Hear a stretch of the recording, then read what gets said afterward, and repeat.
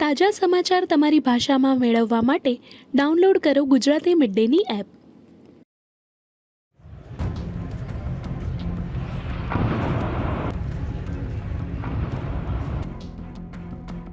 સરકારી સૂત્રોના જણાવ્યા અનુસાર ઓપરેશન સિંદૂરમાં 100થી વધુ આતંકવાદીઓનો ખાત્મો કરવામાં આવ્યો છે, જેમાં મૃત્યુઆંક હજુ પણ વધી રહ્યો છે। ભારતીય અધિકારીઓ ચેતવણી આપે છે કે ઓપરેશન હજુ પણ ચાલુ હોવાથી ચોક્કસ આંકડાની પુષ્ટિ થવાની બાકી છે। વધુમાં સરકારે સ્પષ્ટ કર્યું છે કે જ્યાં સુધી પાકિસ્તાન તણાવ વધારવા માટે ઉશ્કેરણીજનક કાર્યવાહીમાં સામેલ ન થાય ત્યાં સુધી ભારત આગળ કોઈ પણ પગલાં લેવાનું ટાળશે।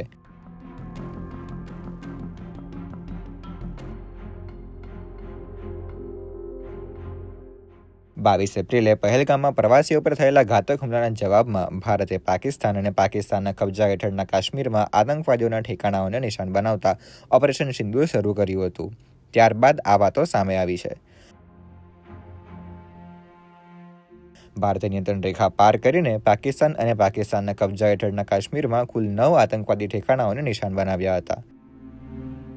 વિશ્વસનીય ગુપ્ત માહિતીના આધારે 7 મેના રોજ રાત્રે 1:05 લઈને રાત્રે 1:30 સુધીની વચ્ચે ઓપરેશન સિંદૂર હાથ ધરવામાં આવ્યું હતું। ભારતીય દળોએ ઓપરેશન સિંદૂરમાં યુનાઇટેડ નેશન્સ દ્વારા નિયુક્ત આતંકવાદી જૂથો જૈશ એ મોહમ્મદ, લશ્કરે તૈયબા સહિત 9 સુવિધાઓને નિશાન બનાવી હતી।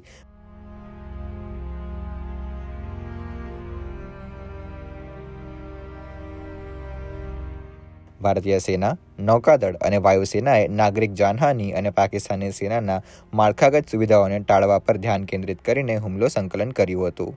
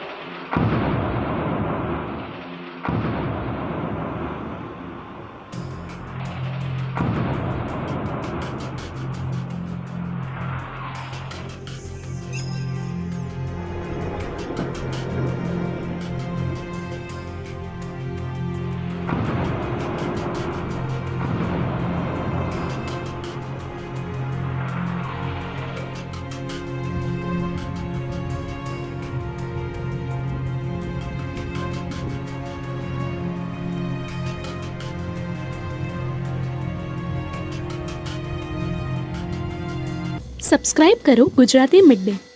બેલ આઇકોન પર ક્લિક કરીને મેળવો તમામ વિડીયોના ડાયરેક્ટ નોટિફિકેશન।